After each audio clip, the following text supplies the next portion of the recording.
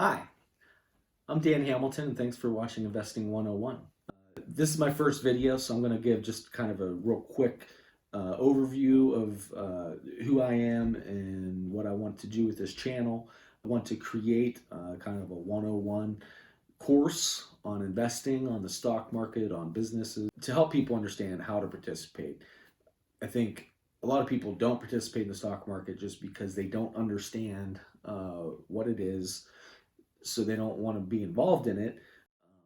And ultimately, I believe it is the best way for the typical American to build wealth without starting a company of their own.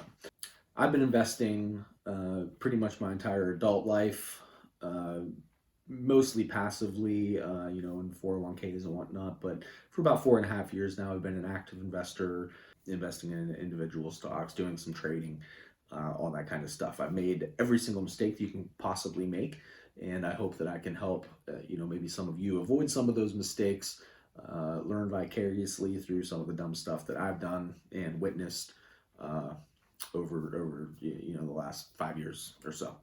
Today's topic is hedge funds.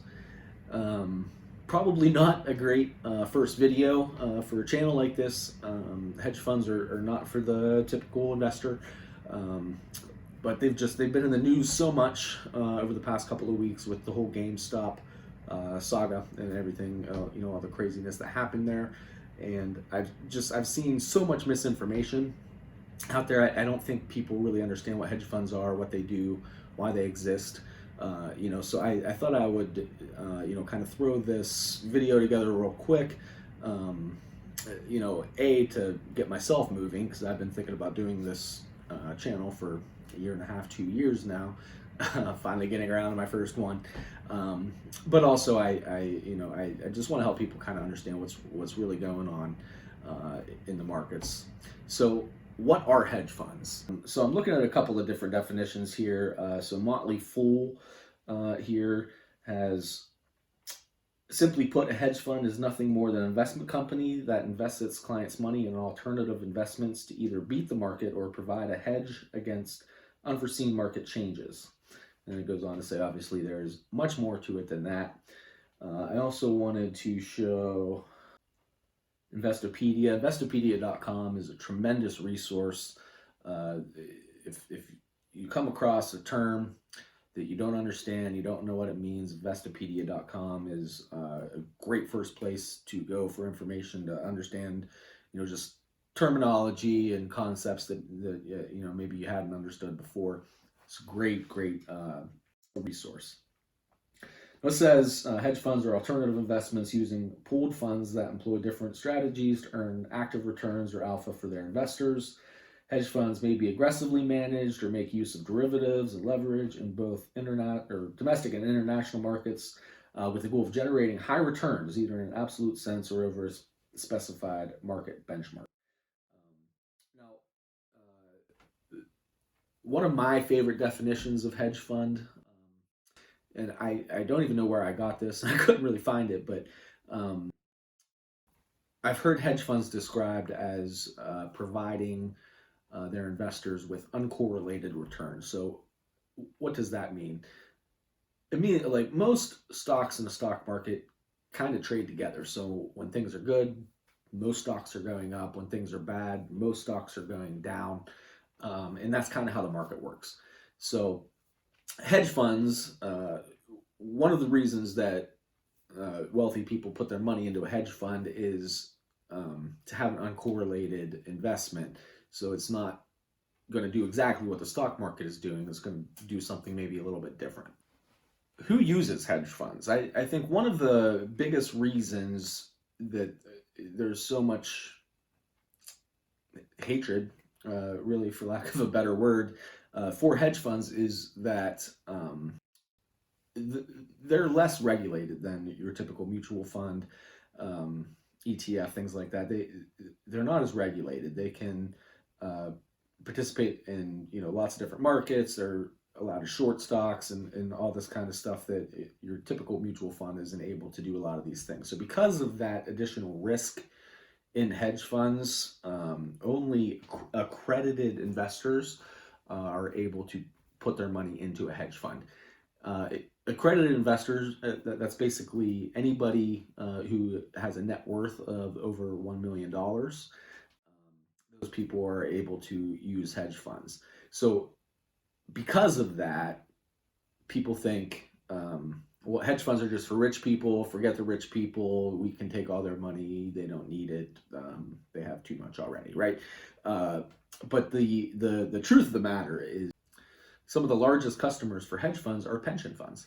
So, pension funds are, teachers, police officers, firefighters, things like that, those aren't rich people.